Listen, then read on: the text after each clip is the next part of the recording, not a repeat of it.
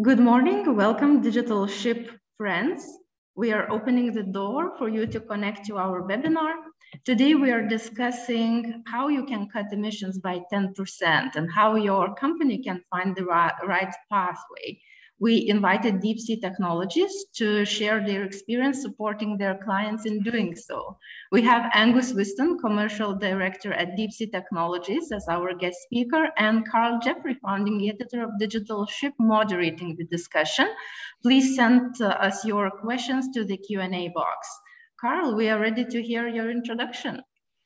Okay, so the topic today is how shipping companies can cut emissions by 10%. So we hear a lot of talk about things like net zero these days, which gets very confusing because we can only do net zero or anything like it when we've got future fuels like ammonia, which we don't have yet. So the most we can do meanwhile is cut emissions from the ships which we've got now, and cutting emissions by 10% is incredibly hard, but perhaps it's achievable. So you think about the equivalent of cutting emissions from your own car. I think engines get about 2% more efficient every year, which is great, but it's not getting the car to net zero. So the speaker today is Angus Whiston, who's a commercial director of Deepsea. They describe themselves as a data-driven optimization company. They're based in Athens, and companies they work with include Danaos, CNG, Cargill, Sakos, and Avon International. And Angus has got a technology background, and they're going to announce today the launch of what they call their 10% project, where companies set a target of reducing emissions by 10%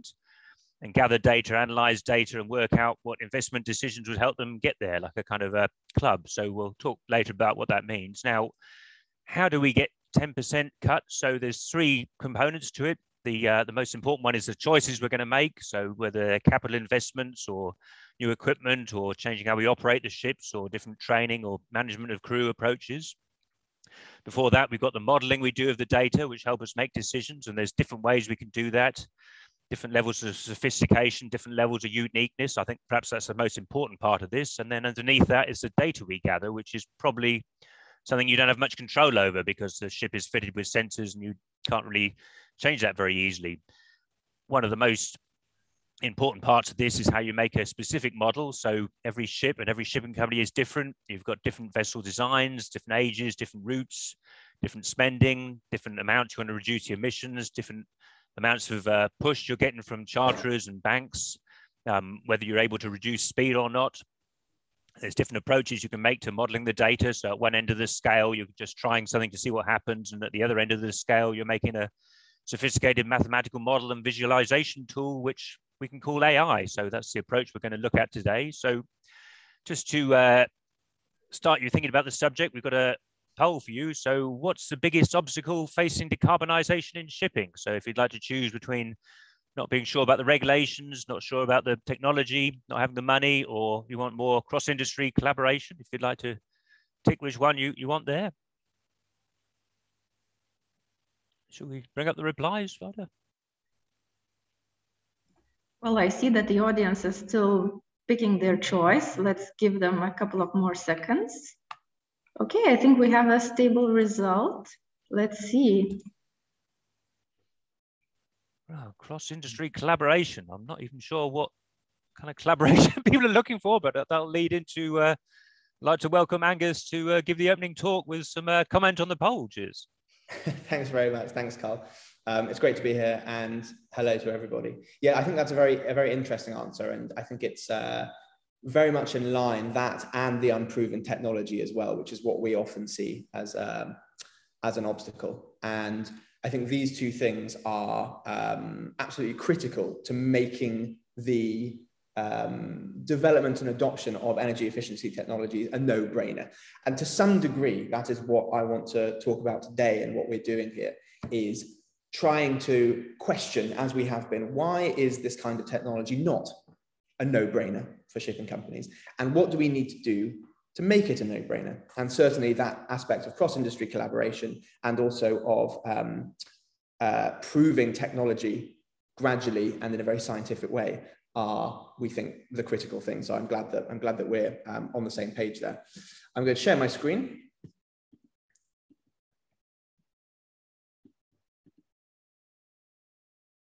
Can everyone see that?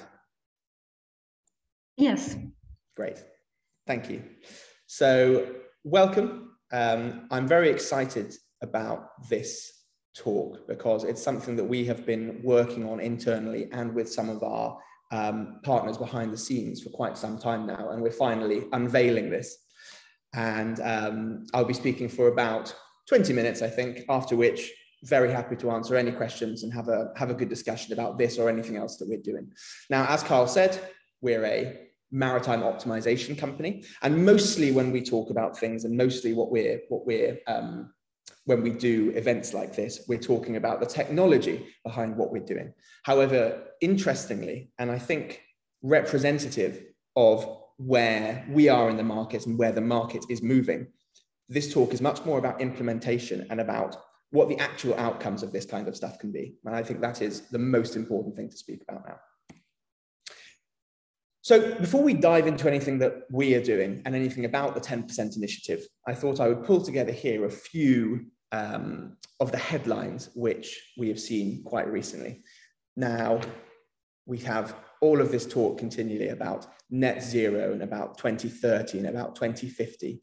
And then we have here, for example, Maersk coming out very strongly along with other large companies. And that is fantastic. What we need is these companies to set a precedent and be leaders, and they're doing a great job. However, I think what's equally important is for us all to just be honest and go, you know what, this is not representative of where the majority of the industry is. This is not representative of where the majority of shipping companies are. And whilst we need to have that aspirational view, we also need to, I think it's very relieving to acknowledge most companies are not there.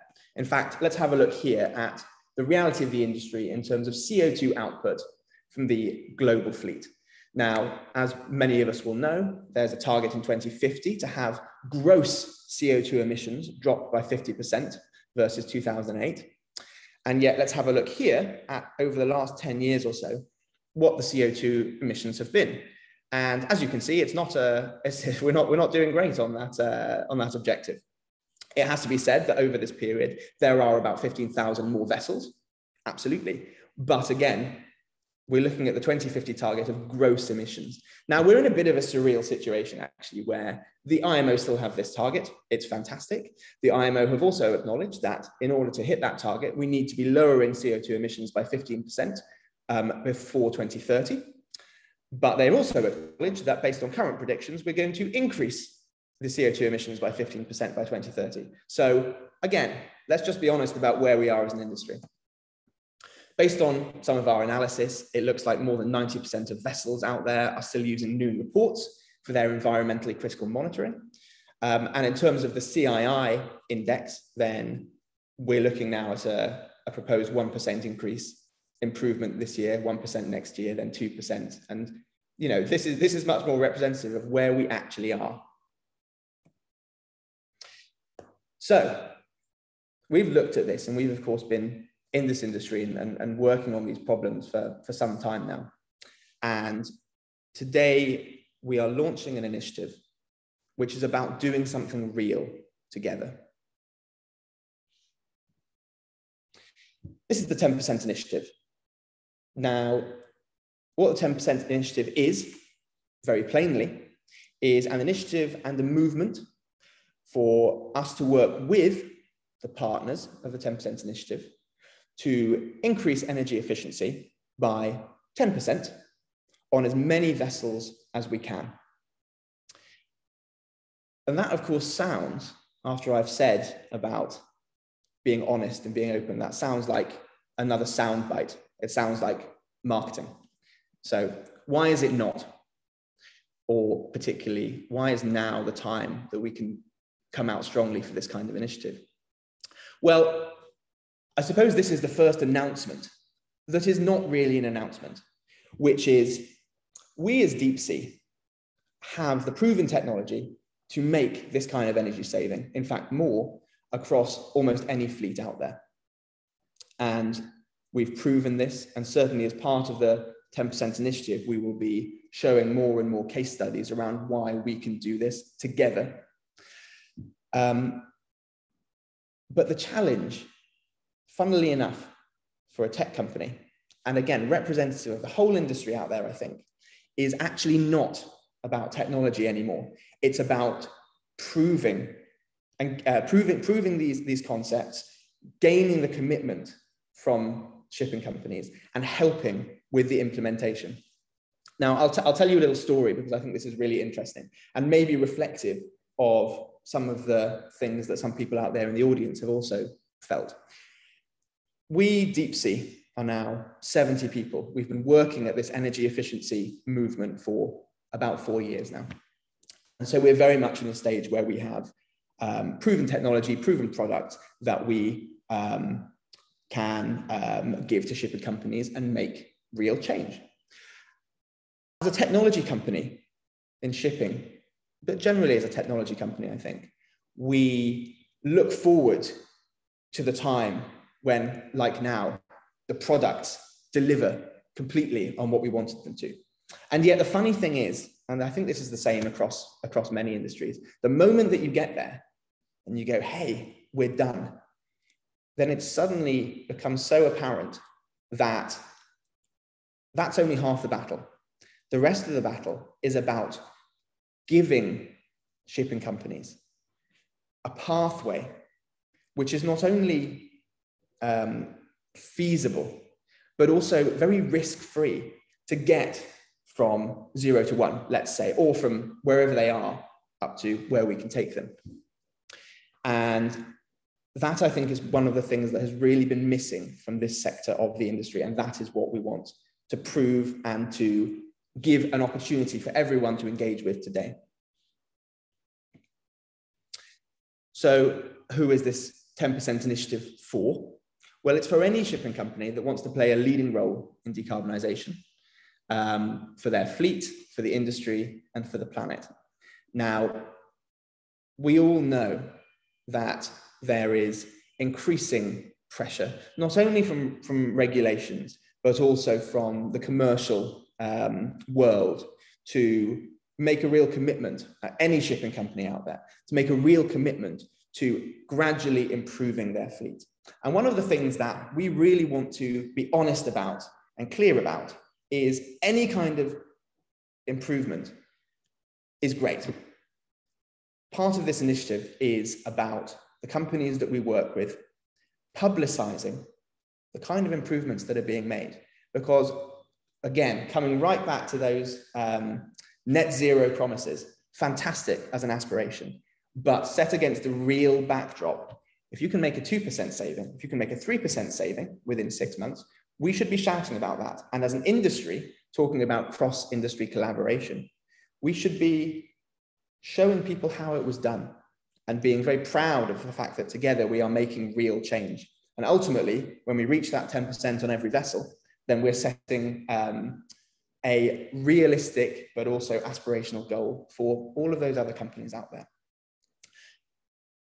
The final thing I'll say about this is, speaking very frankly, the industry has, well, so our industry, let's say the energy efficiency sector, has fed quite a lot of bullshit to the industry for quite a long time. And I think that has led, and I would be really interested to hear from some of you guys in the audience whether you think this is true, that has led to a real reticence, a real skepticism to engage in this kind of technology, even though they are, you know, it seems much easier in some ways to go and spend $500,000 on a ducted propeller or some other very expensive physical technology. Whereas actually we're here to say that this technology now finally is absolutely there, and we're not going to throw it at shipping companies. We're going to work with you and incrementally, in a way that is very risk-free and is very visible and transparent, move from 0 to 1. The goal of this is to make this whole thing a no-brainer.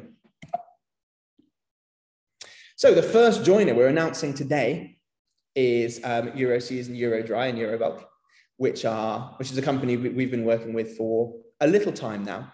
And this is a fantastic company. They have 26 vessels which are part of this program, and we've become part of their ESG strategy on this.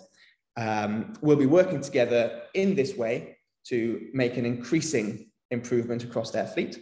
At the moment, in this fleet, we have half of the vessels which are still using Noon reports, half of the vessels which are on a more real-time data system, and we're gradually building up and up and up, and we'll be very pleased to gradually announce the results of this collaboration. So we're delighted. Over the course of the next few weeks and months, we will be announcing a whole host more partners who are early joiners of this program. And over the course of this time period, we will also start expressly stating what the results of this are. Again, we're trying to be very transparent, very real. So let's jump back. We are Deepsea. What do we do, and how can we actually substantiate some of these claims? Because at the moment, I imagine a lot of people in the audience are thinking, well, that all sounds great, but it still sounds like marketing. Okay, well, what we say we do, Deepsea, is we're a data-driven optimization company aspiring to create a greener maritime for us and our clients, helping ship owners and operators reach their decarbonization objectives through the right insights. That's what we say we do. What we actually do is we understand, I imagine better than anyone else on Earth, although if there's other companies who are in a similar kind of space, fantastic. But we understand exactly how your vessels perform. And we do that by using AI to take all of the data that we can from whatever system we can and create extremely detailed, extremely multidimensional performance models, including things such as fouling and wave height, and wave angle, and currents, and all of the other parameters. We model 19 parameters at the moment. And by having that really comprehensive understanding of how vessels perform, that is the absolutely necessary foundation to do any kind of optimization, to do make any kind of decision. Without that, we're very skeptical as to whether those decisions can be made accurately, or perhaps to be a bit more equivocal about it, we can help shipping companies to make much more accurate decisions. That is the foundation, I think, obviously, for any kind of program like this. Practically, what does that mean? So this implementation pathway that the 10% initiative represents is made up of 3 phases. So again, we've talked about taking companies who maybe are at a very early stage in this decarbonization program, and taking them through to a stage where we have 10% or more savings. But how do you do this in a way that is incremental and, again, risk-free, no-brainer? Well, phase 1, the majority of vessels out there, the majority of your vessels are using Noon reports most of the time. Some of the newer vessels may have real-time data systems and sensors, but we have to accept that in order to make an impact on the whole industry, we have to try and deal with fleets, not vessels. So let's start with a fleet. Through our technology in phase 1 of the 10% initiative, we take all the data we can from Noon reports, as well as real-time data if it exists. And then through a series of validation stages, we turn that data, which everyone knows is fairly questionable quality, into really good quality data that we can then start to make some decisions on. And we do this through one of our products called Cassandra Lite. It's very cost effective, and it gives some really good insights as to what the most efficient way of, let's say, upgrading the fleet is. Moving on to stage 2. Once we have that, we will start modeling these vessels, especially with real-time data, which will provide, as I've already said, that really granular understanding of how the vessels are currently performing, and let's say where the weak points are or where the strong points are. As you can see on the right here, this is just an example, as best we can, of representing what a 3D plot might look like for 3 parameters. So this will be at a set speed, and we can see how the power, the magnitude of the power required changes with the relative wind angle and the relative wind speed. And so that is a 3-parameter model with a fixed speed. But if you imagine, we understand this for 19 parameters. And that, again, is critical for any kind of improvement, we think. And then we can move on to a much more voyage-based optimization approach using a product of ours called Pythia. Now, this is where we take all of that understanding from the vessels, and by that point, we have a really good understanding of how to make that vessel perform well. And then let's feed that into a full voyage optimization. Again, the question is, how do you make this obvious, transparent, and a no-brainer? Well, part of the 10% initiative is about an incremental proof of value process where we start off and we take clients through another 1, 2, 3 step process. Do we accept that this is better? Do we accept that this is a saving? Do we accept this?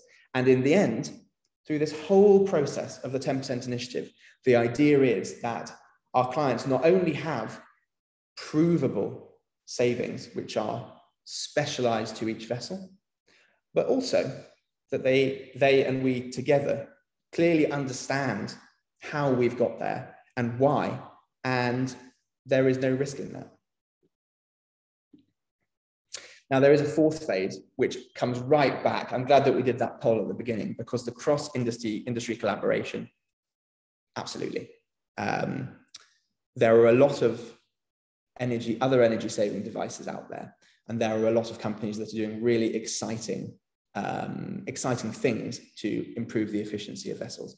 One of the things that we have seen again and again is in order to maximize the impact of, let's say,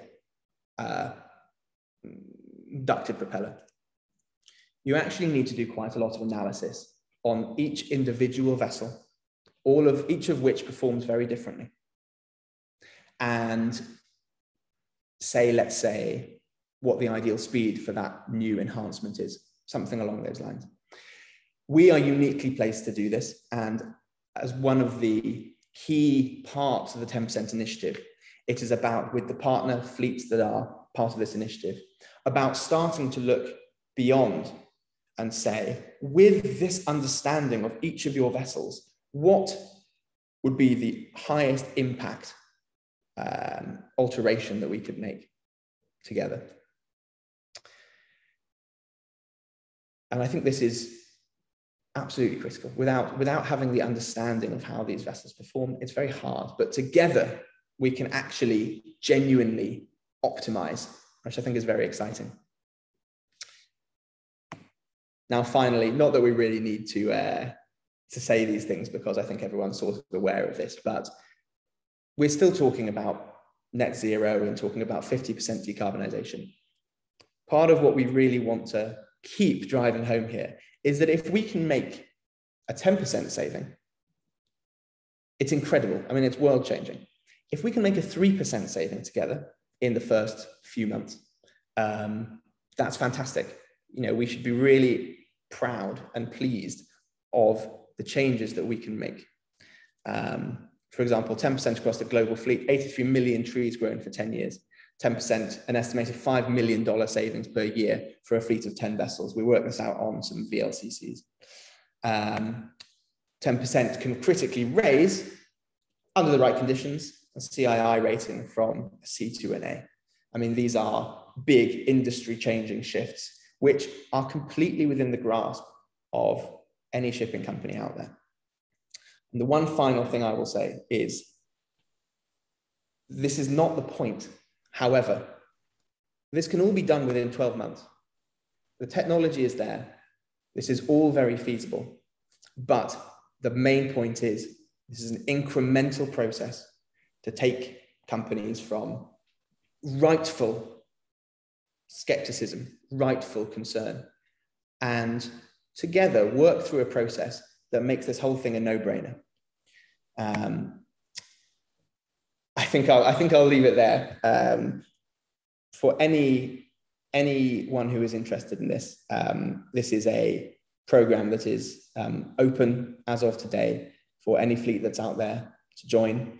I outlined what the process is, and this is all administrated by one of our naval experts who will be sort of contact point and will provide this framework by which we move from wherever you are now as a fleet through to 10% savings or more. I don't know how long I've gone on for. 25 minutes. Love to have any questions. Okay, thank you very much, Angus. So we're now going into the Q&A part of the session. So if you've got any questions, you can enter them into the Q&A box of the Zoom. I've got plenty of questions of my own. So if none of the audience want to ask any, you'll have to deal with my questions. But I thought I've got some questions to start quite easy and get progressively harder. Great. We like hard questions. Well, starting off with the club. So is it just for your customers, or do you want to say a little bit more about what it actually means to join the club we're talking about today? Absolutely. So yes and no.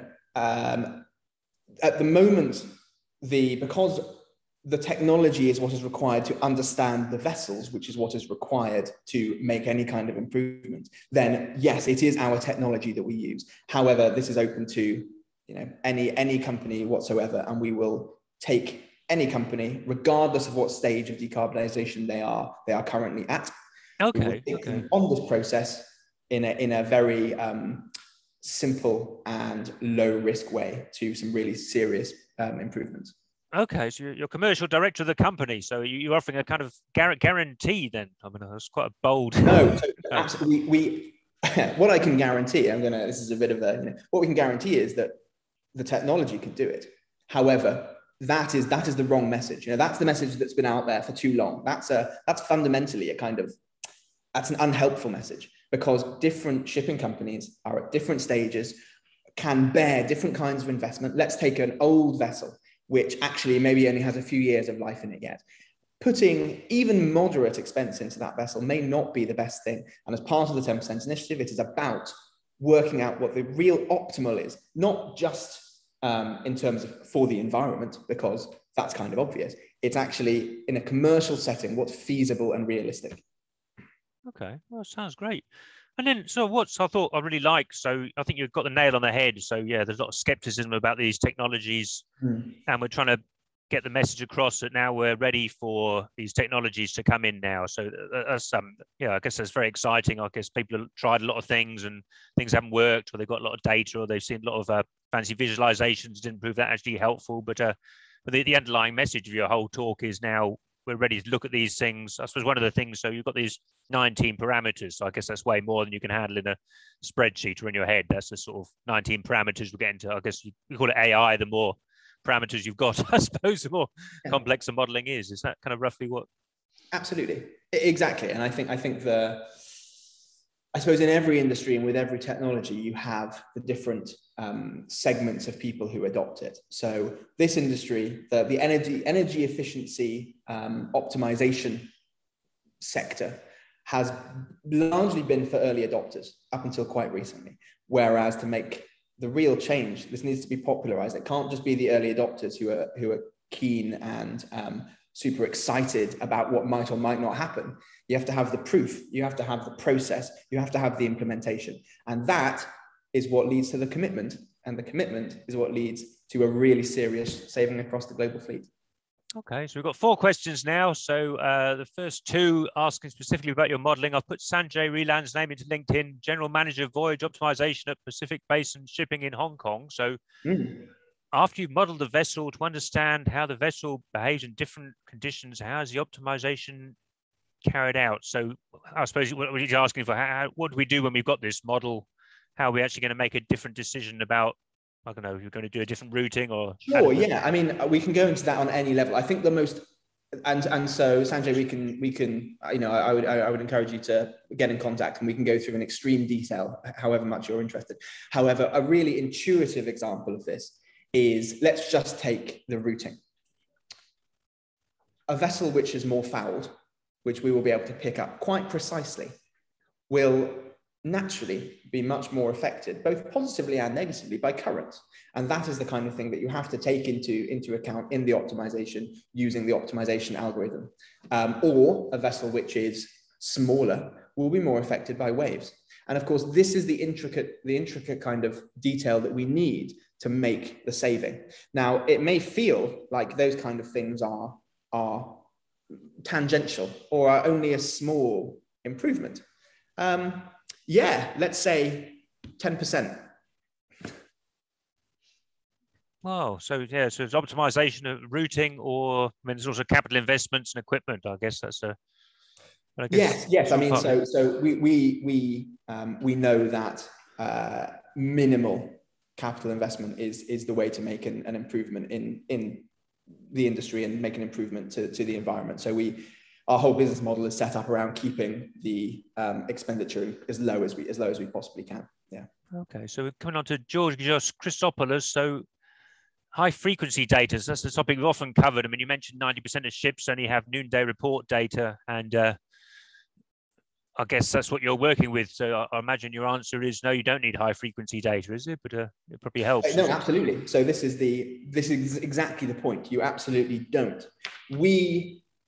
What we've seen again and again is the best way of making a proven change is not by just saying, take whatever system you want. We need the proof to work out which vessels should have the investment for the high frequency data. And that's one of the key points of the 10% initiative. It's about providing that pipeline from, I have nothing, maybe I have some noon reports, through to whatever stage makes the most sense for that company.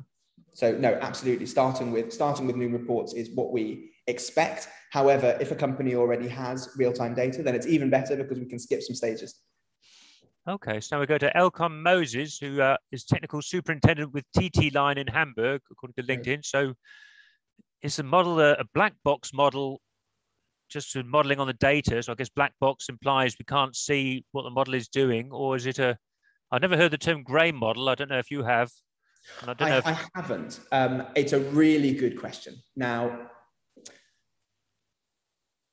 the true answer is largely it is, yes, because AI does its thing. Now, what's very critical is understanding how the results of AI correlate with kind of what we'd expect. So for example, again, let's take the voyage optimization, the process that we go through. Because, so again, voyage optimization, for anyone out there in the audience, and I'm sure there's a lot of you who have experimented with voyage optimization, or who have had pitches from companies, or of course are already using it on a lot of vessels. How do you prove what the savings are? Now, you know, classically you'd say, well, we just kind of say it is, and everyone accepts it. That is absolutely not what we do. So if you're going to use AI, which does have an element of black box about it, that is a fact. It is even more important that we take any company through the stages where we all accept, actually, this is working. This is a scientific proof. And we can go into some of the details around how we do that, but we have a very well formulated 3-step process, which is sort of magic in that it predicts some things about the vessel, which without being told. Yeah. Google's telling me a grey box model is a model with a partial theoretical structure. So I guess it's partly AI, partly physics, I suppose. Yeah. So we do include quite a lot of naval work, mostly on the validation. We take a purely data-driven approach to the actual modeling, but the validation of it is we have quite a lot of naval intelligence going into that bit. So yeah, the big question is how people know what the model is doing. So this links to Frank Anderson's question, which LinkedIn tells me he's a passionate maritime expert in Singapore. So how would you assist customers in implementing the change management? So one of the problems we often hear about is when people say, I don't know what this thing is doing, why should I trust it? And the answer is presumably to show them how it works. But well, again, such a great question, because this is exactly what this initiative is about. So it is about the change management, right? So the problem, I think, that comes up is where, if we were going to say, we have technology, there you go, try it. That I think in any industry, that is the wrong way of going about it, because again, the change management to actually start using it in the company requires constant little elements of proof, so that you gradually. So let's say we'll take this gentleman who is let's say the champion, and you say, we will use this system technology. The key thing is then for the provider of one of these systems to give feedback constantly, so that the champion in the company can gradually go about converting the rest of the company based on evidence and proof, rather than just based on a vision that it might be great. This is absolutely what it's about. Yeah. There's also when you've got the crew. So if you're going to say to the crew, look, the AI says take this speed or take this route, and they're like, what on earth is this? Then how do you? Yes, yeah. So there is a very functional aspect to that change management. Largely that's about communication. The proof element helps quite a lot, but largely it's about communication, having the right materials and the right training for, let's say, a captain. So as part of this process, we have a dedicated naval engineer and a dedicated success manager on every project, and they will help in a custom way with the implementation, which sometimes is quite hands-off and sometimes is very hands-on. Okay, so Anne Wolf is asking how you measure the savings. So we're talking about the same voyage with 10% less emissions than last time, or is it? Let's take the voyage optimization as a good example, because it is the most intuitive. Now, we have these processes for all products, but again, the voyage optimization is easier to conceptualize. How do we measure the savings? Well, very scientifically.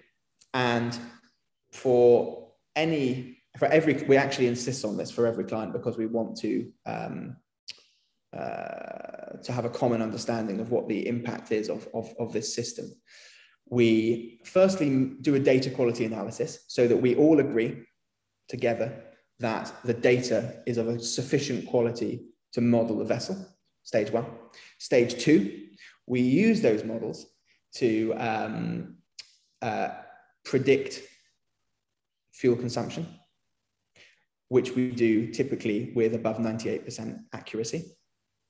And that means that we've gone one step forward, and people say, we all agree together, this system really does understand my vessel. It predicts fuel consumption and a series of other things without knowing. And then we use that same model and that same algorithm that we have established trust in to do analyses of different routes. The outcome being that we can provide routes and speed policies that are more efficient, judged by the same algorithm and the same model that we've all accepted up to that point is a very good indicator of how the vessel performs. And then we go and do an analysis in real life. So that whole process takes about 2 months, and it's quite magical. It's really great.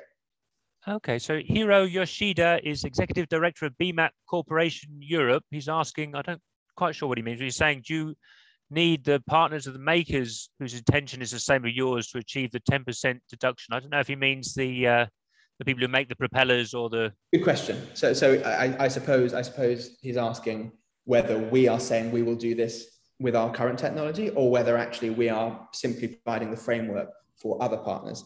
It's the first one. So the 10% figure, we can just do with what we already have. However, this fourth stage, as I mentioned, would be about, and we're very keen to hear from any party that fits that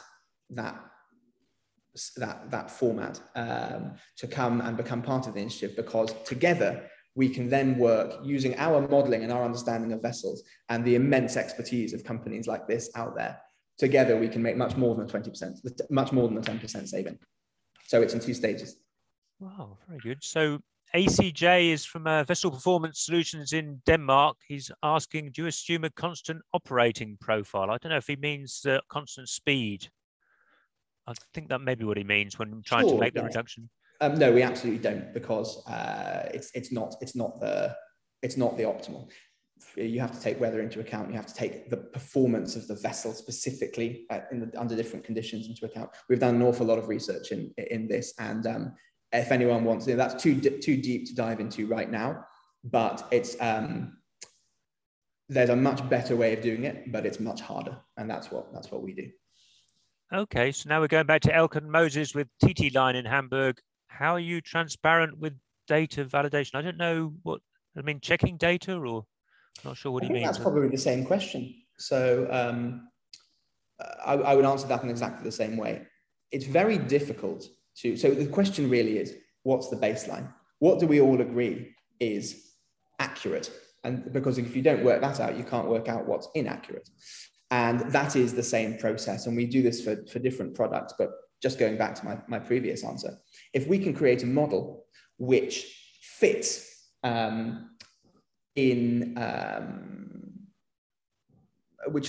let's take fuel consumption as a parameter. And then over quite a serious period, we can actually predict reality. Of course, we have to assume that, let's say, whatever sensor, for example, the flow meter, is well calibrated. But that is why, as I said, our first step is to make sure that all of those sensors are correctly calibrated. So, you know, that's the process.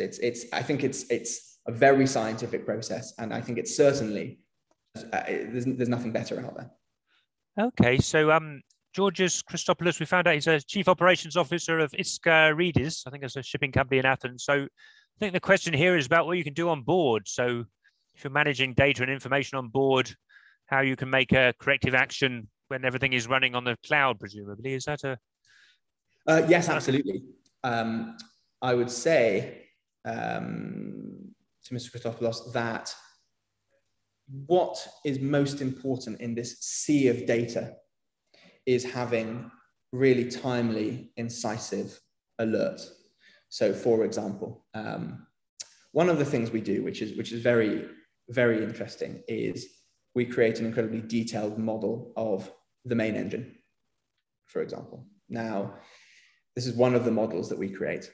And this model, either directly or indirectly, takes everything into account, which means that every second we are constantly using the model and using the algorithm to check what fuel consumption should be based on good functioning of the engine, based on the weather conditions, based on the fouling state of the vessel, based on whatever other parameter. And therefore, it's a constant check as to whether everything is in order. Now, if it's not, we, for example, will send an alert immediately to the operator or to the captain or whoever, the chief engineer, whoever is nominated in each company. And then we will also provide all the full information to help the human diagnose what is going on. Now, I think this is a whole nother discussion around what technology should be doing and what humans should be doing, but I think we can leave that for another day. I hope that answers the question anyway, just as one example. Wow, very good. So Nedumba Karthikeyan, LinkedIn says he's a maritime consultant in Singapore, so get a lot of interest from Singapore today. So yeah, we're sticking with this base data question. It sounds like this is the area that's most interesting. I guess if you're getting a 10% reduction, you've got to know exactly where you're starting from. I suppose we'd love to be able to go back to our companies and say, yes, we made 10%, but unless we know where we were to begin with, I suppose maybe, I don't know if we want to go further into that than we did already. You think sure. So sorry, what was the question? Well, he's asking how many voyages do you need to be sure your base data is valid, is his specific question here. Well, one in theory, as long as it's long enough. Because let's say we take this process, which is one of our proof of value processes, whereby we take a voyage and predict with immense accuracy what the fuel consumption would be. The objective is for us all to agree, hey, this really understands the vessel. It's not bullshit. This is, on point. Up to the client. I mean, if it's one very long journey, then, or even if it's just a few day journey with some weather and, all of those things taken into account. If we're talking 99% accuracy, I'd say it's probably good. We can repeat that. 99% accuracy times 6, I suppose, is better than 99% times 1 in some ways, but you could have just had a good win the first time. Well, it's not about, so that wouldn't change our, the accuracy of our modeling. That might make the vessel more, I see what you mean in terms of what the efficiency is. We find, okay, so sorry, I understand the question a bit better now.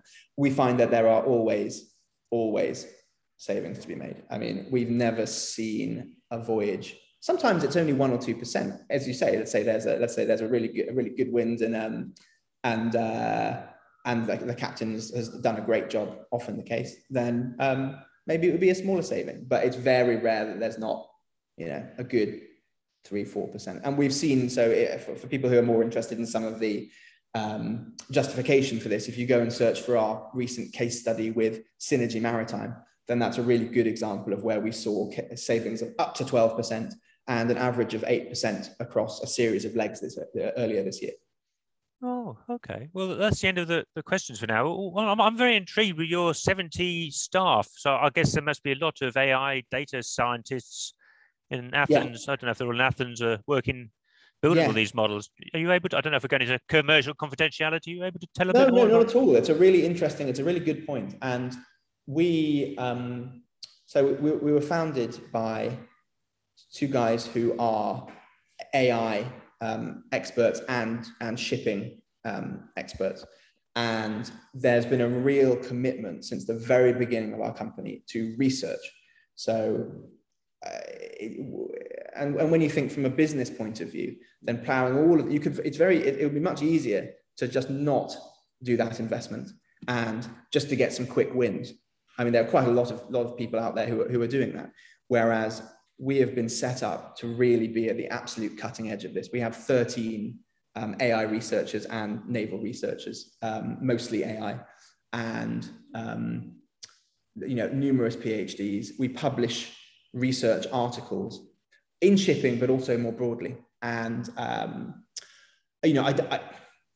it's always difficult to, I don't like to say this because I'd like to be humble, but I'm certain that we are the best AI team in shipping in the world, or at least, if not, fantastic. I'd love to, if not, if there's someone out there who can come and join us and help us in the mission, then let's talk about it. But I think we're there. Okay, I'd like to come back to this, but meanwhile, Sanjay from Pacific Basin Shipping in Hong Kong. So we're picking on this theme about connecting the voyage, what your system actually does, or how we actually action the information that the model makes. So, so is it actually going as far as giving you a new voyage plan? Is that, we've seen the models about the, we are, okay. Correct. New voyage plan completely. Constantly re-optimized, fed into the Eclipse or however the company would like to do it. Okay. Very much. Yeah, because it's two different components. One is modeling all the data. One is telling you what to do with it, and you're handling. Exactly that. And yes, they're sort of inseparable in our view. Okay. Well, yeah, putting on my previous question. So, I mean, it's great you've got these custom modeling. I don't know if you know, 20 years ago, shipping companies had to have planned maintenance systems, and they all kind of used the same database, and everybody knew it was nonsense, but it complied with the rules. And so this is like a totally different approach, which is great to hear. But it's also must be incredibly expensive. But I do an oil and gas magazine as well, and one interesting thing is people do AI where you can kind of reuse parts of models. So part of the model is custom, and part of the model is something you reuse, which kind of keeps the cost down for clients. I don't know if that's something, if we're getting into commercial, aren't you? Yes and no. So part of we've pioneered a whole new approach to this on the technical side. In some ways, then, of course, we do understand that one vessel is much more similar to another vessel than to a banana, let's say. So it's we do have some understanding of what the parameters around vessels are, but every model that we build is completely custom to each vessel, because again, that is actually how you make those savings. And let's say you can make a 5% saving from understanding how your vessel performs. I mean, that is, if you can get 5% better than what else is out there, that's amazing. Yeah, and it must be a lot of human or personal. It's not just here's your model that the system made you. You must have a person actually doing the modeling you talk to, and that's part of your service as well. Certainly, we have a very intricate internal validation process to make sure that before we push any information out to clients, it is verified. Yes. Yeah, I mean, is it kind of a handheld, what's the word, so personalized service? I mean, it's not just you buy the software and install it. You get a person that actually looks at your data and helps you work through it. Well, so this, Carl, is exactly what the 10% initiative is about. It's about taking what previously in the industry was very much about, here is a product, and switching the whole mentality. This process is not a transaction. This is a continual optimization, a continual process. And if I had one message for there's a lot of companies out there because I talk with them on a daily basis, and there are so many aspirational companies, typically mid-size, who know and want to start on this decarbonisation journey, but actually they're afraid because someone's going to have to pay for it, and they don't believe the savings, and there's no proof. And once they're thrown a product, if it doesn't work, it's their problem. This is about changing that and saying incrementally, one by one, we will just prove and make this whole process a no-brainer. So for any of those companies out there, and I know that it's actually the majority of them, then this is for you guys. Yeah, no, to me, this is the most interesting part about your whole thing, because this, as I think you said, this stuff has been sort of chucked at the industry and people didn't trust it and didn't know what to do with it. But now we're saying, look, we'll give you some clever data scientist who's going to work with your data, who's going to use the tools your company has to build models, make recommendations, discuss them with you, tell them where they came from. And that's why we're going to help you take all the steps to get this 10%, and we're not going to be happy until you've got there. Precisely. Okay. Precisely. Well, that's fantastic. Well, there's no more questions on here. I don't know if you want to leave a last message for the audience before we finish. No, all I'll say is that, so on the website, on our website, deepsea.ai, or obviously in Google, then you'll find the new homepage for the 10% initiative. You can sign up for more information there. Of course, when you put in that information, you're not signed up. We'll have a discussion. Obviously, you'd like more information, and we can work out whether this is the right approach for your company. Yeah, quite a question popped in about the pricing approach, but I guess that's when they find that out when they're. Yeah, exactly. I mean, it's price-wise. Once you see the ROI, this is the thing. Anyone who asks about price completely understand. Of course, it's like the number one question, really. However, when you ask about price, you don't really consider ROI. And in an industry where ROI has not really been focused on, then that makes a lot of sense. Whereas as part of this whole process, we look at ROIs and we look at what the impact of this is going to be. And after that, as long as the price makes sense, then it's kind of a no-brainer. Okay, there's a question come in you probably won't want to answer. So George is from Prisma Electronics, which could be a competitor. He's asking, do you do pilot free of charge? I guess you find out when you phone up, I suppose, is the answer. If you want to answer. Get in contact, George. Hero's question, analysing the reason for different data. I guess that's exactly what you do when you've got lots of data but no ship is identical. So I guess maybe we just, I don't know if you want to answer that one quickly or... Sorry, I didn't really get well, he's asking if you've got sister ships and you're understanding, you want to understand why they're different. But I suppose there's no real sister ships. People say in shipping, every ship is different after it's... Exactly. The concept of sister ships to us, I mean, it can be useful in the modeling process, but it sort of is the wrong approach in some ways. Well, every ship's different, as you said.